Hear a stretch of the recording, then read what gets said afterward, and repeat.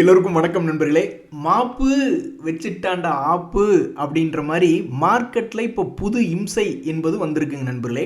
அதாவது இன்றைக்கி நம்மளுடைய ஷேர் மார்க்கெட் ரொம்ப குஷியாக ஏகப்பட்ட பேர்த்துக்கு இன்றைக்கி லட்சக்கணக்கில் லாபம் என்பது பண்ணி கொடுத்துருக்கு. அதுக்கு மிக முக்கியமான காரணம் அமெரிக்கா யோசனையாக இருக்காங்க, ஈரானில் வார் தொடரதா வேண்டாமா அப்படின்னு. ஏன்னா அவனுக்கிட்ட காசு இல்லை, டெய்லி எக்கச்சக்கமாக செலவாகுது. நேட்டோவை கூப்பிட்டா நாங்கள் வரமாட்டோம், நீ எங்கிட்ட கேட்டால் நீ சண்டைக்கு போன, நீ பாட்டுக்கு சண்டைக்கு போயிட்டு பாதி சண்டையில் கூப்பிடுவேன், வரலான்னு நினைக்கும் போது நாங்கள் எல்லாத்தையும் குண்டு போட்டு முடிச்சிட்டோம், நீங்கள் எதுக்கு இப்போ வரீங்கன்னு கேட்பேன், இப்படி மாற்றி மாற்றி பேசிக்கிட்டு இருப்பேன் அப்படின்ற மாதிரி சொல்லி கொண்டு இருந்த நேரத்தில் நான் நேட்டோ விட்டே வெளியே போகிறேன், ஈரானில் என்னுடைய சண்டையும் முடிச்சுக்கலான் இருக்கேன் 2-3 வாரத்தில் அப்படின்னு சொன்னார். அதை வச்சுக்கிட்டு தான் நம்மளுடைய ஸ்டாக் மார்க்கெட் இன்றைக்கி அற்புதமான லாபம் எல்லாத்துக்கும் சம்பாரித்து கொடுத்துருக்கு. இன்றைக்கி அந்த சந்தோஷம் ஒரு 4-5 மணி நேரம் கூட நீடிக்கலின் நண்பர்களே. இப்போ நாம் போய் கிஃப்ட் நிஃப்டி எடுத்து பார்த்துக்கிட்டு இருந்தால் அது மைனஸில் போக ஆரம்பிச்சிருச்சு.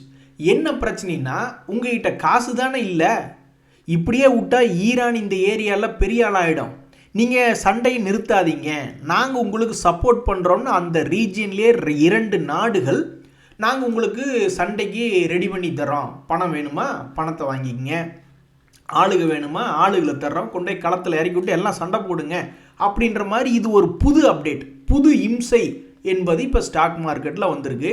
அதனால தான் கிஃப்ட் நிஃப்டி லேசாக பயந்துக்கிட்டு இறங்கிட்டு இருக்கு. இன்னும் அவர் முடிவு எடுக்கணும்ல, பில்டப் பண்ணுறோமோ பீலா விடுறோமோ அது முக்கியம் இல்லை, இந்த உலகம் நம்மளை உத்து பார்க்கணும், இந்த ஏரியாவில் நாங்கள் தான் பெரிய ஆளாக இருக்கணும், ஈரான் பெரிய ஆளாக இருக்கக்கூடாது அப்படின்ற மாதிரி வாங்க சண்டைக்கு போவோம் அப்படின்னு இந்த யுஏயும் சவுதியும் கேட்டுக்கொண்டு இருப்பதால் இப்போ மறுபடியும் மார்க்கெட்டில் ஆக மொத்தம் இவனுக்கிட்ட என்ன தெரியுங்களா நண்பர்களே, மார்க்கெட்டில் நடக்குது, ஏறுனா இறங்க வேண்டியது, இறங்கினா ஏற வேண்டியது, இப்படித்தான் மார்க்கெட்டில் கடந்த ஒரு மாதமாகவே நடந்திருக்கு. இதில் எத்தனையோ பேர் கோடிகளையும் சம்பாரிச்சிருப்பாங்க, மார்க்கெட்டினுடைய மூமெண்ட்டுக்கு தகுந்த மாதிரி டான்ஸ் ஆடிக்கிட்டு. சில பேர் ஆப்போசிட்டில் நின்று ஆடி இருப்பாங்க, மார்க்கெட் அவங்கள ஏறி மிதிச்சுட்டு போயிட்டே இருந்திருக்கும். ஸோ நான் இப்போ போய் நிஃப்டியே கடந்த ஒரு மாதத்தில் பிப்ரவரி 28ஆம் தேதியிலிருந்து நான் கணக்கு பார்க்குறேன். ஒரு 300 பாயிண்ட் இறங்குவது என்ன, 400 பாயிண்ட் ஏறுவது என்ன, 500 பாயிண்ட் இறங்குவது என்ன, 1000 பாயிண்ட் ஏறுவது என்ன அப்படின்னு எத்தனை முறை இன்னைக்கு வரைக்கும் சம்பாரித்து கொடுத்துருக்கான் பாருங்கள். இப்போ கூட இன்னைக்கு தேதியில் நேற்று மார்க்கெட் க்ளோஸ் ஆனதை விட 300-400 பாயிண்ட் மேலே ஏறி இருக்குது, நேற்றத்தை க்ளோசிங் விடவும். அப்போ ஏதோ ஒரு குரூப்பு நல்லா அற்புதமாக சம்பாரிச்சிட்டாங்க மார்க்கெட்டில் அப்படின்ற ஒரு முக்கியமான தகவல். மற்றவங்களுக்கு பொதுவாக பணத்தை போட்டு வச்சவங்களுக்கு அவன் என்னதான் இப்படி ஆட்டம் ஆடினாலும் அந்த ஆட்டம் கீழ் நோக்கி இருந்திருக்கு அப்படின்றதுனால, அதனுடைய ட்ரெண்ட் என்பது கீழ் நோக்கி இருந்திருக்கிறதுனால முதலீட்டாளர்களுக்கு மலிவான விலையில் ஷேர்கள் கிடைச்சிருந்தாலுமே ஷார்ட் டேர்ம் இன்வெஸ்டர்ஸுக்கு அங்கே ஒன்றும் கெயின் என்பது இல்லை. இன்னைக்கு ஒரு நாள் நல்ல லாபம் தான், அதை தான் இப்போ கும்பா பாடி விட்டாங்களே புது இம்சை. ஆனால் ஒரு நண்பர் தெளிவாக தான் இருக்கார். அவர் என்ன சொல்கிறாருன்னா, ராஜா அப்படின்றவர், எனக்கு என்னமோ ஏப்ரல் 1ஆம் தேதி செய்யக்கூடிய ஏப்ரல் ஃபூல் மாதிரி மார்க்கெட் இன்னைக்கு மேலே ஏற்றிட்டு நாளைக்கு சும்மா இறக்கி விட்டுருவாங்களோ அப்படின்ற மாதிரி யோசிக்கிறாப்புல. ஆனால் இந்த நண்பர் புரிஞ்சுக்கிறதான் கரெக்டு. இன்றைக்கி பல பேர்த்துக்கு ஸ்டாக்குகள் 5% 10% அவங்களுடைய போர்ட்ஃபோலியோவில் ஏறி இருக்கு. ஸோ இன்றைக்கி ஏப்ரல் ஃபுல்னு மார்க்கெட்டில் நாளைக்கு மார்க்கெட்டை இறக்கி விட்டாலும் முந்தானேத்து இருந்த ரேட்டு கிட்டத்தான மறுபடியும் கீழே உழுகும் அப்படின்ற மாதிரி பல பேர் யோசிக்கிறாங்க. ஸோ இன்றைக்கி ஏறினது அவன் திருப்பி எடுத்துக்கிற மாதிரி இருந்தாலும் நம்மளுக்கு ஒரு நாள் ஏறினதுக்கு இறங்கினதுக்கு சரியாக போயிடும், ஆக மொத்தம் 2 நாள் நம்மளுக்கு பிரச்சனை இல்லையே அப்படின்ற மாதிரி தான் பல பேர் இருக்காங்க. எப்படி பார்த்தாலும் இன்றைக்கே நிறைய பேர் ப்ராஃபிட்டை புக் பண்ணியிருப்பாங்க. இன்னொரு நண்பர் என்ன சொல்கிறாருன்னா, நேற்றெல்லாம் நிறைய பேர் விற்றுருப்பாங்க, போன வாரத்தில் எல்லாம் விற்றுருப்பாங்க, அவங்க மறுபடியும் இன்றைக்கி திருப்பி வாங்கியிருப்பாங்களோ, அல்லது இப்போ ஏப்ரல் 1ஆம் தேதி பிறகும்போது இந்த வருஷம் ஸ்டார்டிங்கில் ஏதாவது முதலீடு பண்ணணும்னு சில பேர் நினச்சிருப்பாங்க. நானும் கூட ஏதாவது இந்த மல்டி அசெட் ஃபண்டெல்லாம் எப்படி அப்படின்ற மாதிரி பார்த்துக்கிட்டு இருந்தேன். ஸோ இன்றைக்கி நிறைய பேர் ஏதோ ஒரு காரணம் இருந்துட்டு போகுதுங்க நண்பர்களே.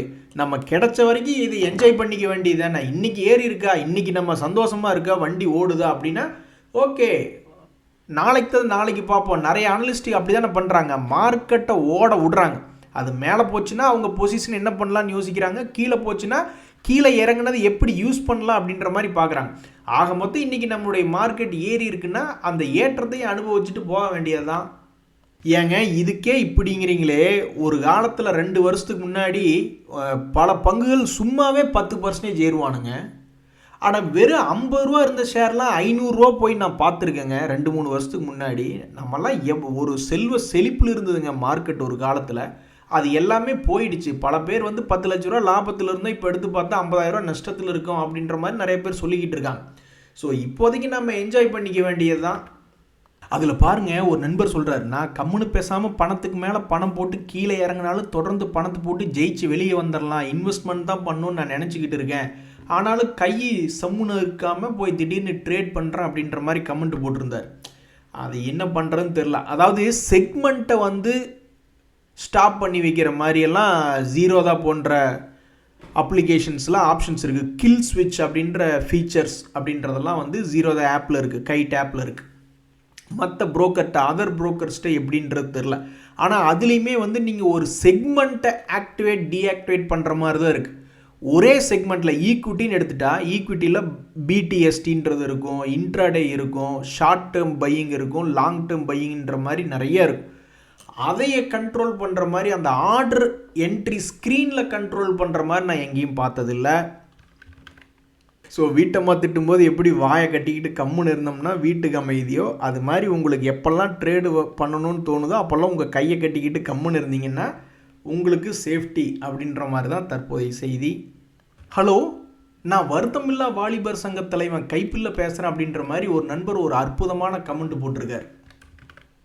என் வாழ்க்கையிலேயே இன்றைக்கி ஒரே நாளில் என்னுடைய போர்ட்ஃபோலியோ 1,10,000 ரூபா லாபம் கொடுத்துருக்கு, இது என் வாழ்க்கையிலே நடந்ததில்லை அப்படின்ற மாதிரி சொல்லிக்கிட்டு இருக்கார். அதாவது கும்பாகுட்டியான மார்க்கெட், இப்போ தற்போது இருக்கக்கூடிய கும்பாகுட்டி மார்க்கெட் வந்து இருட்டில் கருப்பு மணியை தேடி அலையிற மாதிரி, மாங்காய் மரத்து மேலே மாங்காய் உழுகுதோ இல்லையோ கல்லெடுத்து வீசும் அப்படின்ற மாதிரி போர்னு அக்கப்போர் பண்ணிக்கிட்டு இருக்கானுங்க. இன்றைக்கின்னு பார்த்து திடீர்னு ஒரு சின்ன ஷார்ட் கவரிங் வந்திருக்கு. ஆக்சுவலாக இது வந்து அப் ட்ரெண்ட் மார்க்கெட்டே இல்லை, டவுன் ட்ரெண்டில் திடீர்னு ஏதோ ஒரு ஷார்ட் கவரிங், ஏதோ ஒரு குரூப்பு ஹெவியாக பையிங் ஆர்டர் போட்டான் மார்க்கெட்டில் ஓப்பன் ப்ரைஸில்.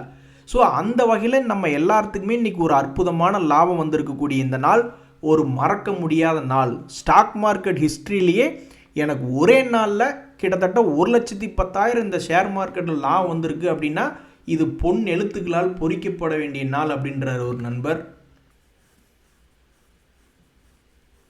நண்பர்களே, இன்றைக்கி இன்னொரு சூப்பரான நியூஸ் ஸ்டாக் மார்க்கெட்டில் அப்படின்னு பார்த்தீங்கன்னா, இந்த கொச்சின் ஷிப்யார்டு அப்படின்ற பங்கு 12% ஏறி இருக்கு.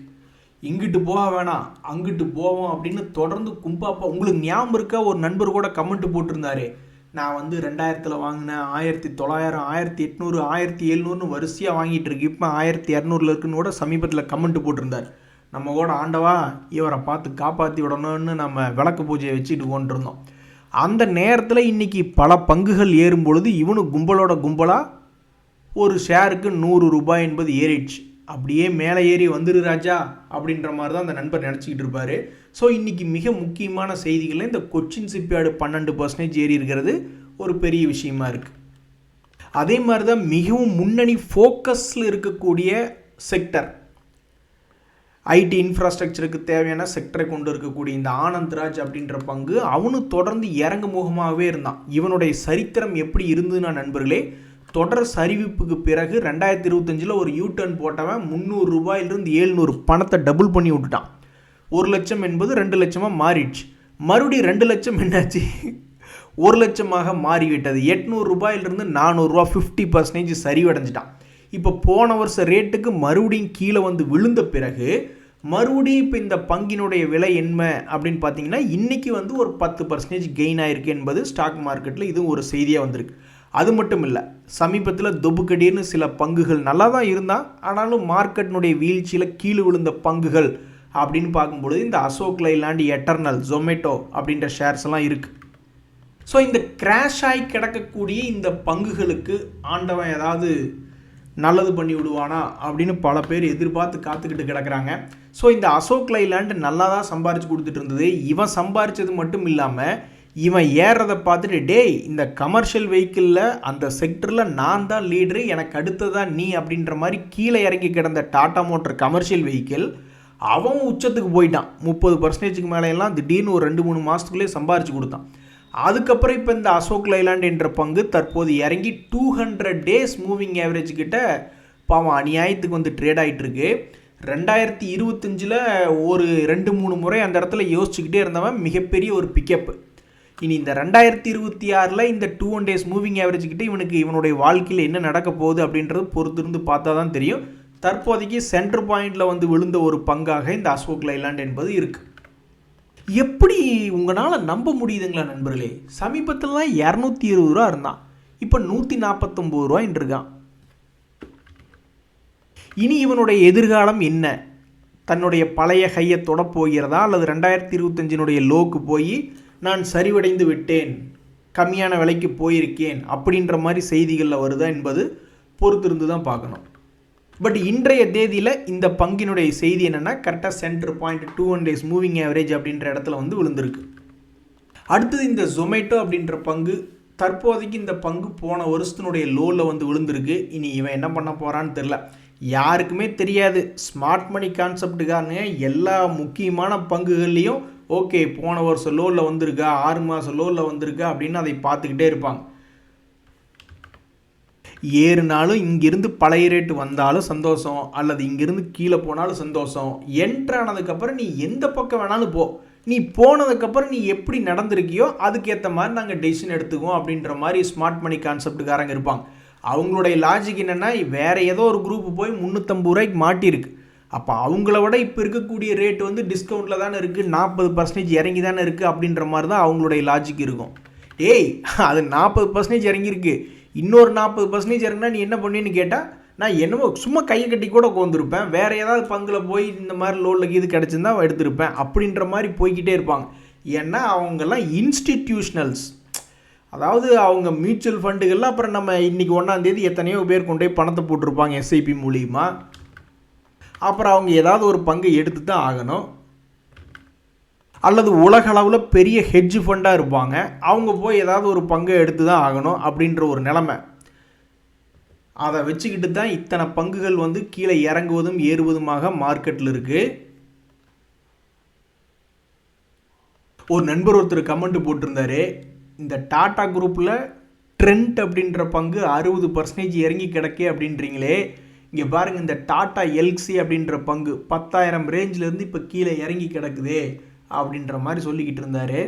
ஆமாம், இந்த டாடா குரூப்பில் பல்வேறு லாபம் செய்யக்கூடிய பங்குகளே கீழே விழுந்து கிடக்கு. அதுலேயும் ஆர்டிஃபிஷியல் இன்டெலிஜென்ஸ் அப்படின்றதுலாம் சம்பந்தப்படுத்தி பேச்சுகளில் அடிபடுகின்ற இந்த டாடா எல்சி அப்படின்ற பங்கு கூட கடும் சரிவில் இப்படி கீழே வந்து விழுந்திருக்கான்.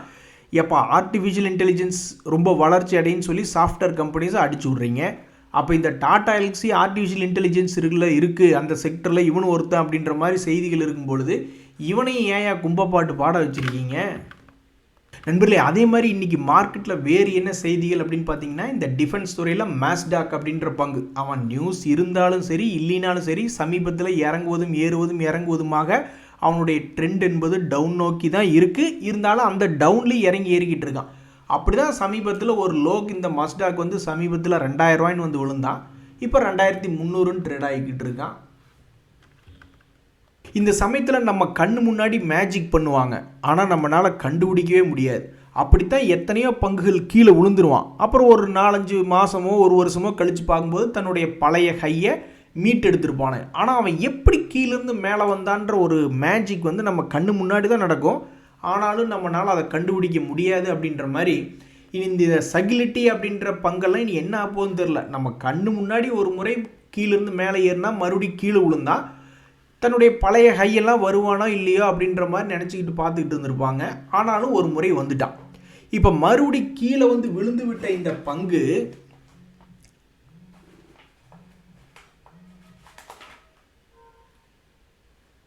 என்ன ஆயிருக்கு, மறுபடியும் லேஸாக கீழிருந்து 32 ரூபாயிலிருந்து 42 ரூபா வந்துட்டான்.